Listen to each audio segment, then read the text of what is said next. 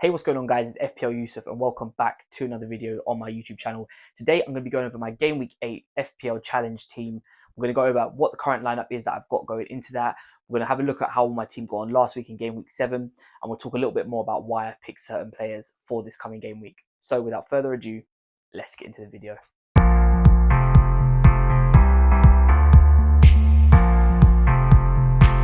Okay, welcome back, guys. Thank you so much for being here today on my YouTube channel for another video.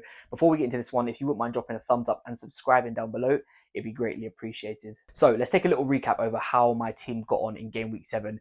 To be honest with you, it actually was borderline terrible. As you can see, like, I had blanks across the board, bar Mitoma, who actually did get me the double points in the end. So we'll start with the Arsenal defence. Again, just so disappointing. I had them on my main FPL team. I also had them in the challenge team. I thought, Southampton at home, surely there is no way Arsenal can concede. And somehow Cameron Archer managed to just get one right in the bottom corner.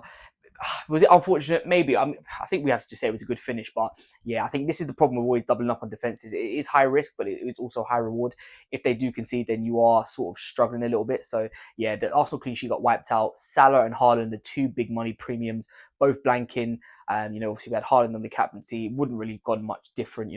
Maybe we could have kept in Mitoma, but I think just the fixture Haaland had against Fulham at home, and his record against them just kind of made sense. But Mitoma, the one who actually did come back, who was a part of this challenge, did manage to get an assist in his game, which obviously got double points for us. So yeah, he brought home 10. So overall, 21 points. We're currently sitting, I think, about 57,000. So we're near that top 50k now. So we're having a good season on the FPL Challenge. But we are going to get into my Game Week 18 now. We're going to have a look ahead at what this coming week is going to bring us. So Game Week 8 is all about the defensive players. It's about tackles, interceptions. This is where you're going to get more points. Kind of like if you guys played the Euro Fantasy, where tackles, especially interceptions, counted as, like, I think it was every 3 interceptions got you an extra point. This is the type of challenge for you this week. Now, ironically, on paper, I've actually only gone for one defender. I still think the upside is with the midfield and attack this week in terms of getting goals and points. But yeah, let's start off with in goal. So in goal, I've gone for Matt Sells. Now, at the time of recording, he is currently flagged. It's a yellow flag. It says he's got a knock. I do expect him to be fit for the Crystal Palace game.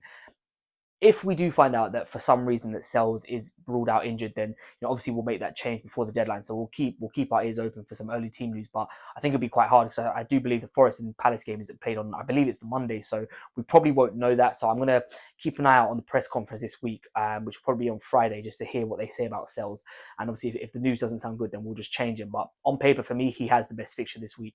Now, into the defence, and I have gone for Diego Dalot. Now, I think a lot of people will probably be looking at this thinking, why a Manchester United defence? There's a few reasons. Now, number one, this to me just screams a 0-0 draw. Like, Man United in these sort of games where, Brentford are, they're playing well at the moment, obviously coming off the back of scoring 5 goals in the game. This just screams a 0-0 to me. So that's the first reason why. The second reason why is Dalot in particular is actually very high in these stats for this game week. So he's got the most recoveries in the Premier League. He's top for that.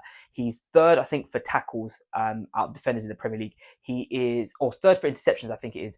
Third, he's 7th for tackles, I believe. So he's, top 7 for everything. He's first in recoveries, third in interceptions, and 7th, I think, in tackles. So he's got really good pedigree, really good stature. But also, he obviously does offer attacking threat for Man United. But he's also, usually Man United keep a clean sheet, he's very good for bonus points as well.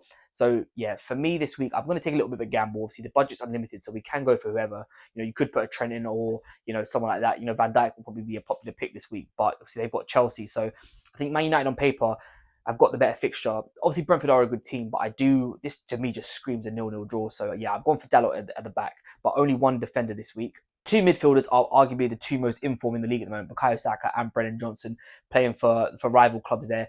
We'll start with Bukayo Saka. He obviously is yellow flagged as well. He's got a knock. He came off I think against Greece, about the 60th minute. He was sort of limping off.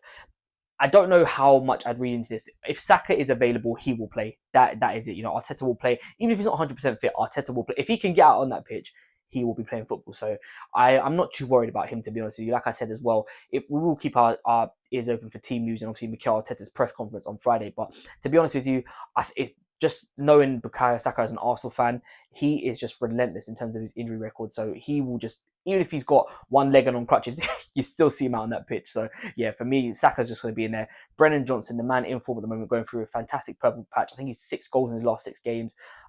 Scored another one in Spurs' shock defeat to Brighton, but nevertheless, he is getting on the score sheet, which is all we care about. Not to worry about their defensive side of things. So yeah, Brennan Johnson and Bukayo Saka will make the two in midfield. And no surprise up front is Erling Haaland.